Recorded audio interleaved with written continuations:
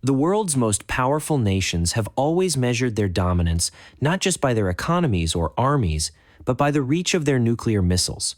The United States boasts the Minuteman III. Russia shows off its fearsome Satan II, and China parades its DF-41. For decades, India stood outside this league, quietly strengthening its defenses, building step by step. But now, with the Agni 6, India is preparing to enter that elite club where only those with true global reach are allowed. India's journey began modestly. The early Agni missiles were designed for regional security, meant to counter threats close to home. Then came the Agni 5 with its 5,000-kilometer range, a missile that could cover all of China and much of Europe.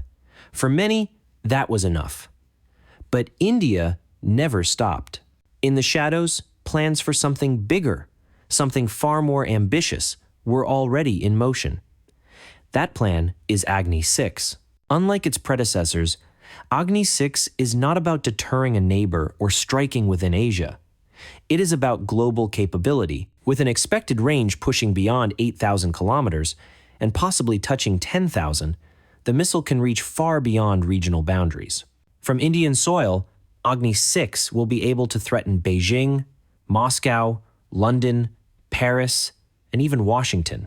For the first time in history, distance will no longer protect any capital city from Indian retaliation. But range alone does not make Agni 6 special.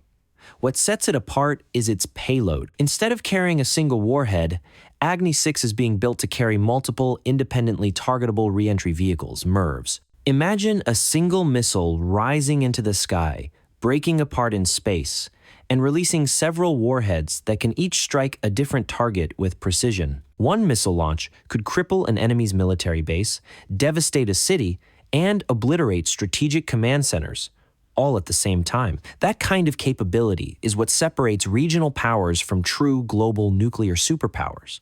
And then comes survivability. In modern warfare, the first target in a nuclear exchange is always the enemy's missiles.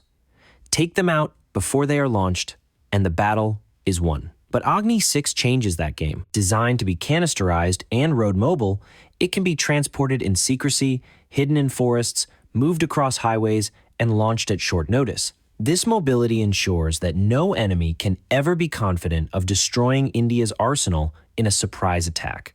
The message is clear. Even if India is struck first, retaliation is guaranteed. That is the very essence of deterrence. Precision is another of Agni 6's strengths. Reports suggest its accuracy could be under 100 meters. That means it doesn't just threaten, it promises certainty. And with countermeasures designed to fool and overwhelm even advanced missile defense systems, the Agni 6 is built not just to fly, but to strike through any shield. For India, the Agni 6 is more than a missile. It is a declaration of intent. For decades, India has followed a no-first-use nuclear policy, meaning it will never strike first. But deterrence only works if the enemy knows that a counterstrike will be devastating, unavoidable, and unstoppable. Agni 6 guarantees exactly that. It makes sure that no adversary, whether near or far, can dream of escaping retaliation. This is why the world watches nervously. China, with its DF-41, suddenly sees its supposed distance advantage neutralized. The West, long comfortable in the belief that India's reach was limited, must now acknowledge a new global player in the nuclear equation. The balance of power does not remain the same when a new country gains global strike capability. Agni 6 may still be hidden in the shadows, its first test yet to be revealed to the world. But its very existence signals a new reality.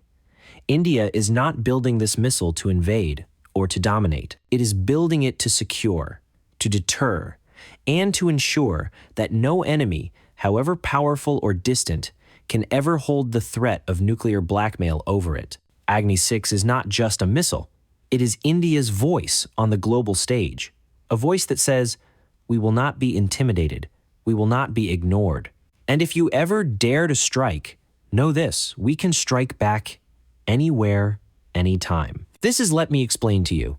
And if you want more hard truths about India's rise and power, hit that subscribe button. And remember new videos every Sunday at 6 a.m.